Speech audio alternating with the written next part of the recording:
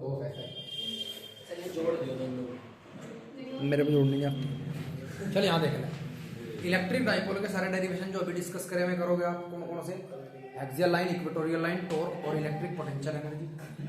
उसके बाद डाइपोल का एक पी पॉइंट पर इलेक्ट्रिक वोल्टेज, इस पी पॉइंट के वोल्टेज के बाद आप कौन सा करोगे? एक्सियल इक्वेटोरियल लाइन कर लिया।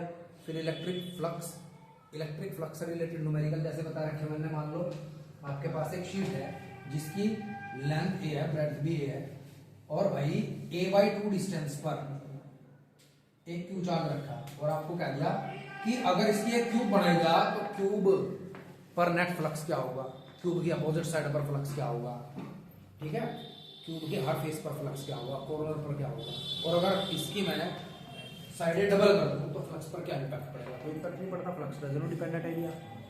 समझ गए? इसके बाद इस तरीके के सवाल कि यहाँ एक सिलेंडर दे दिया और कहा कि सिलेंडर पर नेट इलेक्ट्रिक फ्लक्स निकाल लो, अगर ई की वैल्यू दे दिया आपको 20 न्यूटन पर कूलम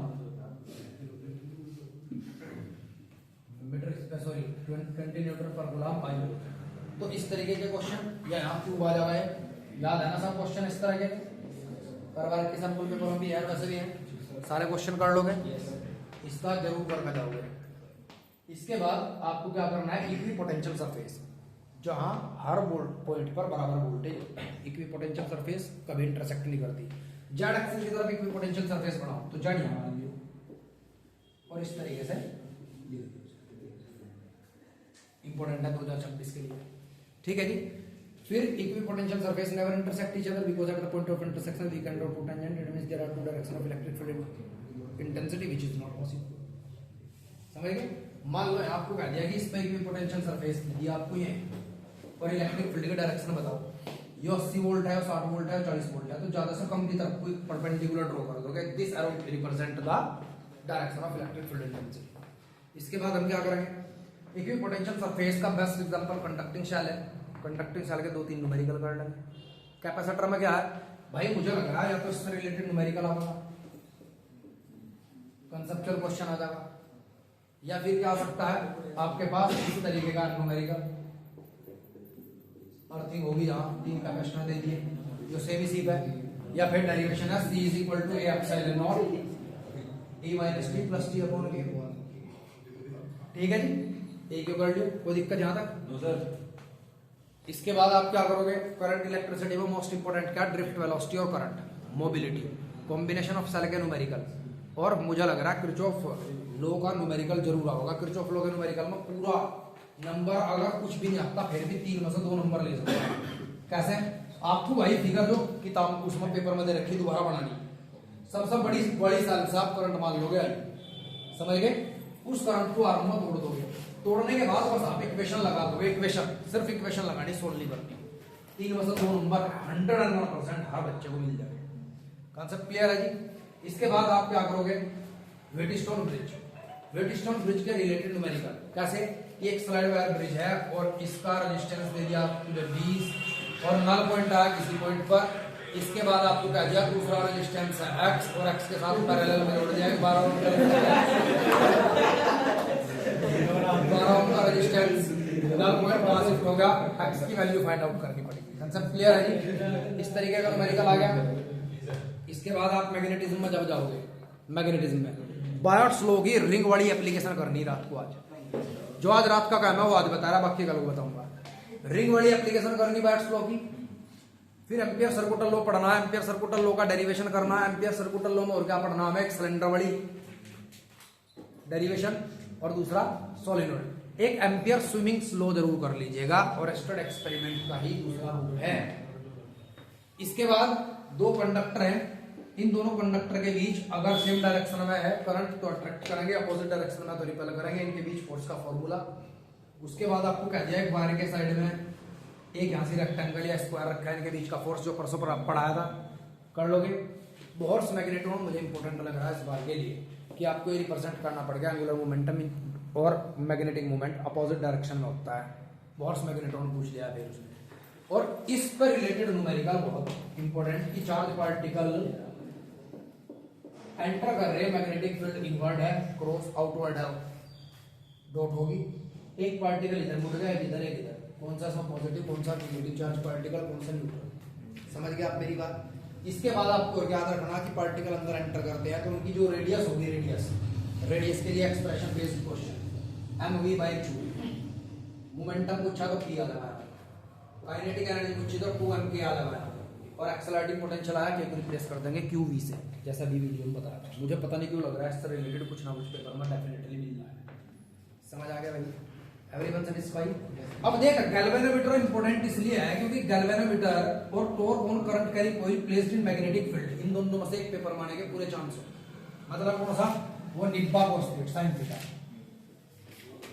sin थीटा मान लो, अल्फा मान लो, फाई मान लो। Concept clear? इसका डेरिवेशन। और गैल्वेनोमीटर का कन्वर्जन ध्यान रखना, मिलीमीटर का रेजिस्टेंस ज्यादा हो एमीटर से, लेकिन वोल्टमीटर का ज्यादा हो मिली वोल्टमीटर से।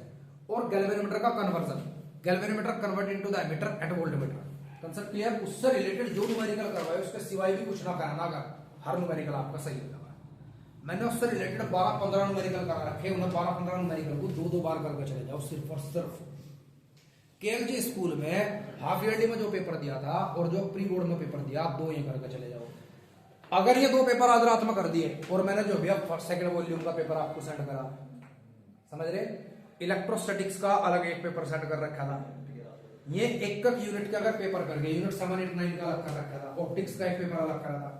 सिर्फ यार अभी आपके पास 48 घंटे हैं भाई, 24 घंटे कल कुछ टाइम तक है, जो 36 घंटे हैं, 36 में से सिर्फ आप 20 घंटे पढ़ लो, 20 घंटे में सारे डेरिवेशंस लगे। डिस्प्लेसमेंट करंट, कंडक्शन करंट के बीच का डेरिवेशन यूनिट 5, ये जरूर करके जाओगे आप। किस वेव की क्या वेवलेंथ है, क्या फ्रीक्वेंसी है, उनके दो यूजेस करके जाओगे आप। समझ गए? म्यूचुअल इंडक्शन कोफिशिएंट का डेरिवेशन, सेल्फ इंडक्शन कोफिशिएंट का डेरिवेशन, और इससे रिलेटेड कि एक आर्म है और ये इधर चल रही है इनवर्ट मैग्नेटिक फील्ड में, तो जो वोल्टेज इंड्यूस हुआ है वो निकालना है, वोल्टेज इंड्यूस के बाद करंट निकालना है, फोर्स पावर निकालनी है, सब चीजें, उसका ग्राफ।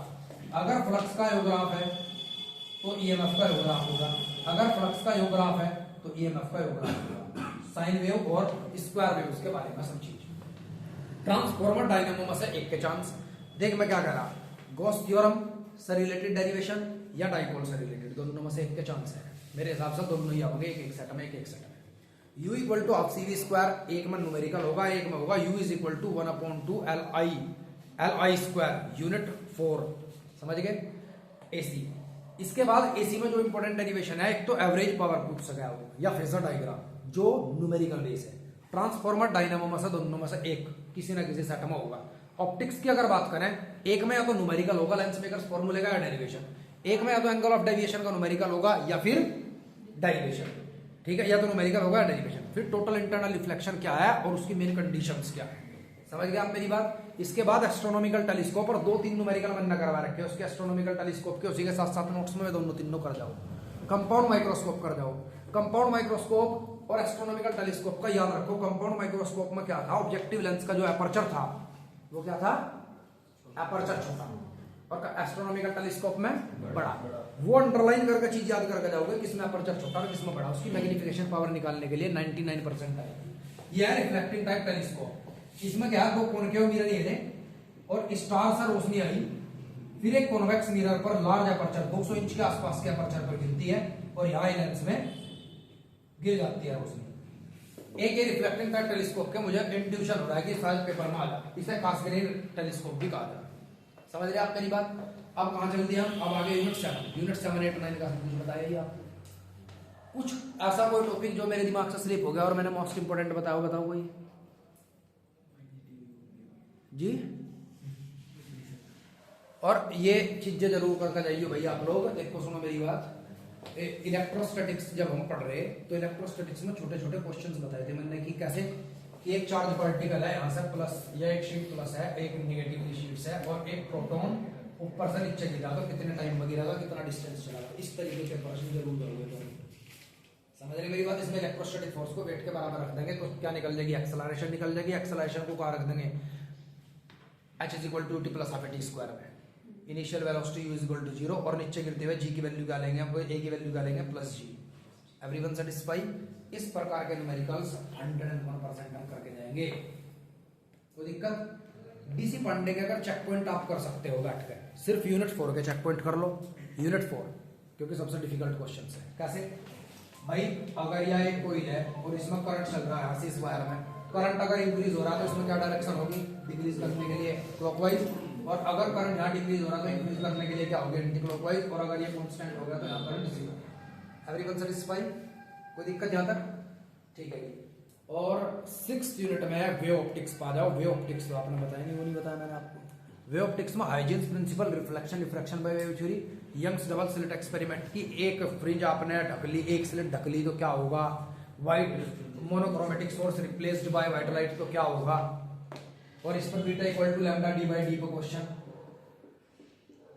एंगुलर विड्थ पर क्वेश्चंस मैंने बताया था आप लोगों को, वेवलेंथ के इनवर्सली प्रोपोर्शनल, वेवलेंथ का के साथ जो रिलेशन है इसका थीटा इज इक्वल्स टू, ठीक है। परपेंडिकुलर लिखते थे हम, क्या आता था, lambda D upon lambda, lambda upon D, derivation करोगे, ठीक है जी। इसके बाद और क्या, मेरे हिसाब से देख, डबल स्लिट एक्सपेरिमेंट अच्छे से कर जाओ, सिंगल स्लिट एक्सपेरिमेंट डिफ्रैक्शन क्या है, उसकी मेन कंडीशन क्या है, और कोरेंट कंडीशन क्या है, कोरेंट सोर्सेज क्या होते हैं। कोरेंट सोर्सेज में होंगे अगर दो सोर्सेज से एमिट होने वाली लाइट की फ्रीक्वेंसी, वेवलेंथ, एम्पलीट्यूड सेम होगा, पाथ डिफरेंस 0 हो तो अच्छा है, और कम हो तो वो कांस्टेंट रहे, तब वो क्या होंगे, कोरेंट सोर्सेज होंगे। और क्या भाई, एक वो है difference between interference and diffraction. Diffraction जब सेकेंडरी वेवलेट्स सुपर इम्पोज करेंगे, और इंटरफेरेंस जब वेव्स कोरेंट सोर्सेज से एमिटेड सुपर इम्पोज करेंगे। इंटरफेरेंस का example Young's double slit experiment, और डिफ्रैक्शन का सिंगल स्लिट एक्सपेरिमेंट। डिफ्रैक्शन में क्या था, सभी फ्रिंजेस की थिकनेस अलग अलग हो सकती है, इंटरफेरेंस में क्या थी, सेम थी, उसमें अलग ही थी। इंटरफेरेंस में जितनी भी ब्राइट थी सब ब्राइट सेम इंटेंसिटी की थी, डार्क डार्क सारी सेम की थी, एक डार्क की दूसरी डार्क की थिकनेस बराबर थी, लेकिन वहां ऐसा नहीं था डिफ्रैक्शन में। समझ गया आप मेरी बात? और 5 मैं 10 मेन टॉपिक बता रहा है, 10 मेन टॉपिकों में से कम 10 नंबर का आ जाएगा, 5 नंबर के 2 क्वेश्चन या 3 के। गॉस थ्योरम की एप्लीकेशन, डाइपोल से रिलेटेड न्यूमेरिक वो डेरिवेशन, 2 हो गए टॉपिक। तीसरा कंपाउंड एस्ट्रोनॉमिकल टेलीस्कोप में से 1। चौथा टॉपिक बता रहा डायनामो ट्रांसफार्मर में से 1। 5वां टॉपिक बता रहा single slit double slit experiment में से 1। फिर हाइजेंस प्रिंसिपल, मुझे पता नहीं क्यों लग रहा, 6ठा सवाल ही हो गया। 7वां आप कौन सा सवाल देखना चाह रहे हैं, 2 पैरेलल कंडक्टर हैं उनके बीच का फोर्स, या फिर उससे रिलेटेड न्यूमेरिकल जो बताया अभी एक रेक्टेंगल का, या फिर torque on dipole, sorry torque on current carrying coil. अगर वो ना आया तो फिर गैल्वेनोमीटर या उसका कन्वर्जन डेफिनेटली आएगा। Average power of phasor diagram में से 1 आएगा, और भाई ट्रांसफार्मर और डायनामो में से 1। रेक्टिफायर या फॉरवर्ड और reverse characteristic of PN junction. Radius of Bohr's orbit या total energy of electron in Bohr's orbit, और भाई मेरे हिसाब से उसके numericals, Lyman Balmer Paschen Bracket Pfund series के किस फॉर्मूले पे 1/λ = रेडबर्ग कांस्टेंट 1/n²-1/n², जो अभी वीडियो अपलोड। इस वीडियो में कुछ पढ़ाया नहीं, इस वीडियो में मेन टॉपिक डिस्कस करें, मैं शायद इसके बाद इसे डिलीट भी कर दूंगा आपकी 2 रात के बाद ये। लेकिन जब भी आपको कोई कंफ्यूजन हो कि किस यूनिट में से मुझे क्या करना, तो कम से कम आप इस वीडियो को जरूर देखना। आपको फिर भी कोई प्रॉब्लम होती है तो कल मैं दोबारा आप लोगों के लिए हाजिर हूँ 3:30 बजे। आप मुझे बताओगे, आप प्रॉब्लम लेने के लिए आओगे, अब मैं अपनी तरफ से फारिग हो चुका। समझ गए मेरी बात? इस बैच से मुझे बहुत उम्मीदें ऐसी इसलिए हैं क्योंकि 2023 का जो जैसा मेरा बैच था, जिसमें से 4 बच्चा IIT में भी गए, जिस बैच में से CUT में पता नहीं कितने बच्चों का सिलेक्शन हुआ, मोर देन, इसमें 2024 वाला बैच में जो 23-24 वाला बैच था, मोर देन 17 स्टूडेंट CUT में सिलेक्टेड थे। इस बैच से मुझे ज़्यादा उम्मीद है, ठीक है जी, उससे भी ज़्यादा इससे उम्मीद है मुझे, क्योंकि उसमें पढ़ने वाले 16-17 बच्चे थे, इसमें कई बच्चे पढ़ने वाले हैं, कई बच्चे आप हैं जो 95+ ला सकते हैं, जैसे जैन साहब, भाटिया जी, साम्या, ठीक है जी। 90s में कई बच्चे आ सके, यशवर्धन, वैभव, ठीक है जी। परीक्षा 95+ भी ला सकती है, तो आप थोड़ी सी मेहनत करो, इन 2 रात में आपकी किस्मत लिखी जाएगी। और एक चीज़ और, CUT का बैच, आप ये बताइए आपका पेपर कब है, आखिरी पेपर मेन सब्जेक्ट का कब है?